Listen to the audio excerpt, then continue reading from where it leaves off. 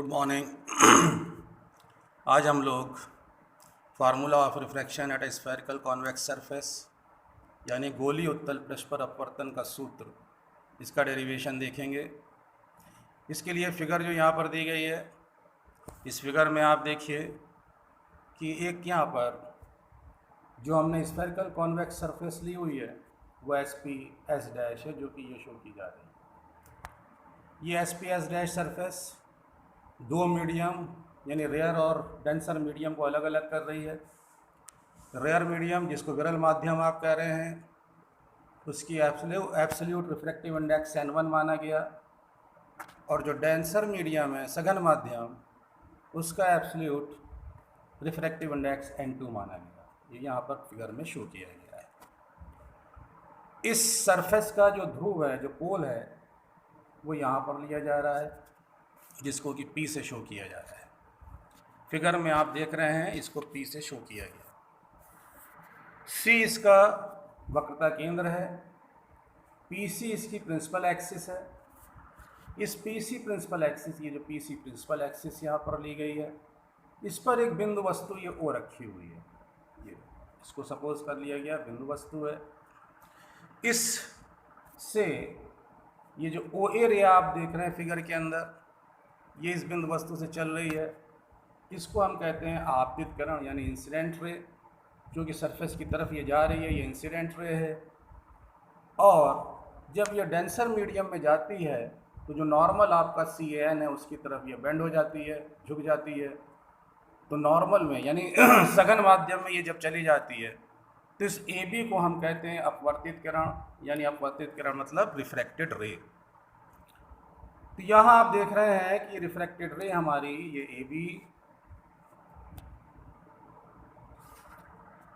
AB हमारी refracted रे है, और OA हमारी इंसिडेंट रे। ये इंसिडेंट रे और ये रिफ्रैक्टेड रे, ये दोनों आपको यहाँ पर दिखाई दे रही है फिगर के अंदर। अब हम दूसरी किरण यहाँ पर ले रहे हैं OP। इसको ये पृष्ठ पर अभिलंबवत गिरती है, ये सीधी चली जाती है। अब हम दोनों अपवर्तित किरणें यानी कौन कौन सी, जो एक AB आपने देखा और जो ये हमारी OP है, अगर हम इनको पीछे की तरफ बढ़ाएं, यानी अपवर्तित किरणों को पीछे की तरफ बढ़ाने पर ये पॉइंट I पर मिल जाती हैं। पॉइंट I पर O का जो पॉइंट, आप जो बिंदु O लिए हैं, उसका आभासी प्रतिबिंब I पर बन रहा है। फिर इस फिगर में मान लीजिए आपतित किरण और नॉर्मल के मिड जो एंगल बन रहा है वो I, जिसको कि आप आपतन कोण कह रहे हैं। इस कोण को हमने फिगर में OAN से दिखाया गया, यानी ये एंगल हमारा I है। जो अपवर्तित किरण और अभिलंब के बीच एंगल बन रहा है उसको R से दिखाया गया, स्मॉल r से। इसको अपवर्तन कोण कहते हैं, यानी रिफ्रैक्टेड एंगल कहते हैं। अब यहाँ P से, चूँकि P पोल ध्रुव है यहाँ पर, तो थोड़ा सा आप लोग चूँकि मैथ्स में 10th क्लास में कोऑर्डिनेट ज्योमेट्री पढ़ चुके हैं, इस P को अगर हम यहाँ ओरिजिन O समझ लें तो आप ये देखते हैं कि इससे लेफ़्ट साइड में जाने पे जितने भी डिस्टेंसेस होती हैं सबका साइन माइनस में लिया जाता है, और राइट साइड में चलने पर जितने भी डिस्टेंसेस दी जाती हैं उन सबका साइन प्लस में लिया जाता है। तब देखिए P से O का जो डिस्टेंस यहाँ पर है वो क्या था, ऑब्जेक्ट आपने सपोज किया, तो P से O का जो डिस्टेंस होगा उसको हम वस्तु की दूरी यानी ऑब्जेक्ट डिस्टेंस कहेंगे और U से शो करेंगे। P से I तक की जो डिस्टेंस है इसको हम V से शो करेंगे, क्योंकि दोनों लेफ़्ट साइड में, इसलिए दोनों के जो साइन होंगे वो माइनस में आपको दिखाई देंगे, जैसे यहाँ पर माइनस में माना गया। PC चूँकि साइड में, राइट साइड में, इसलिए प्लस R के साथ इसको लिया जाएगा, इसकी वैल्यू प्लस R यहाँ पर ली गई है। मुख्य अक्ष पर जो खींचे गए अभिलंब है, इसकी ऊंचाई, यानी ये जो अभिलंब यहाँ पर खींचा गया है, इसकी ऊंचाई को h सपोज कर लिया गया, ये h सपोज कर लिया गया इस अभिलंब की ऊंचाई को।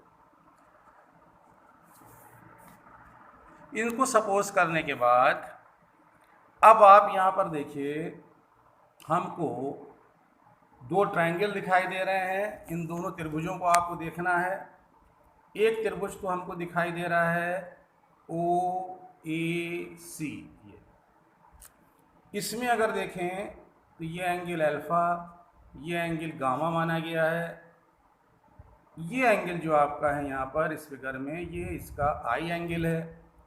इस ट्रायंगल के हिसाब से जो आई आपका ये एक्सटीरियर एंगल हो जाएगा, और एक्सटीरियर एंगल की जो वैल्यू होती है वो आप जानते हैं किसके बराबर होती है, जो इंटीरियर अपोजिट इंटीरियर एंगल्स होते हैं उनके सम के बराबर होती है। यानी आई बराबर हो जाएगी अल्फा प्लस गामा।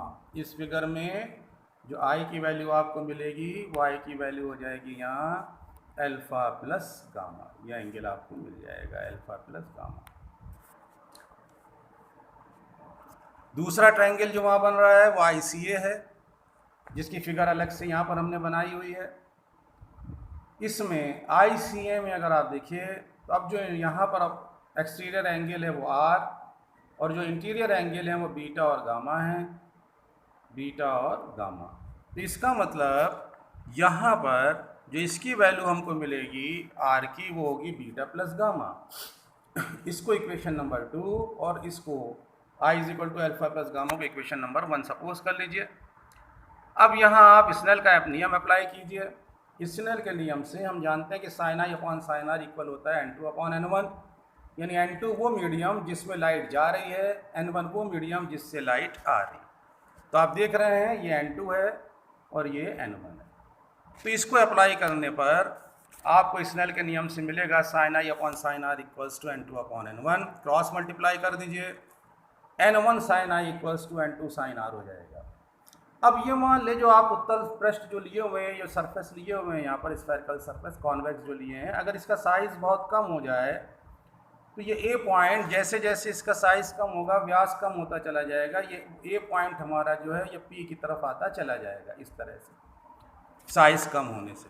और जब ये पी की तरफ आता चला जाएगा तो ये एम पॉइंट हमारा किधर आता जाएगा, ये पी की तरफ खिसकता चला जाएगा। पी की तरफ हमको एम पॉइंट मिलने लगेगा, पी की तरफ आने लगेगा। इस पॉइंट को देखता है। इसमें फिर आप ये भी देख लें कि जब ए ध्रुव पी के करीब होता चला जाएगा तो आई और आर की वैल्यू कम होती चली जाएगी। अगर आई और आर को रेडियन में नापा जाए तो साइन आई के इक्वल हो जाएगा और साइन आर के इक्वल हो जाएगा। इस कंडीशन में N1 I equals to N2 are होगा। समीकरण 1 और 2 में आई और आर के जो मान आप निकाल चुके हैं उनको रख दीजिए। तो N1 ब्रैकेट में alpha plus gamma equals to N2 beta plus gamma, या इसको ट्रांसफ़र कर दिए ब्रैकेट ओपन करने के बाद, गामा वाले टर्म को एक साइड में कर दें तो minus N2 beta plus N1 gamma N1 alpha equals to N2 minus N1 gamma, ये मिलेगी इक्वेशन नंबर 3 आपको।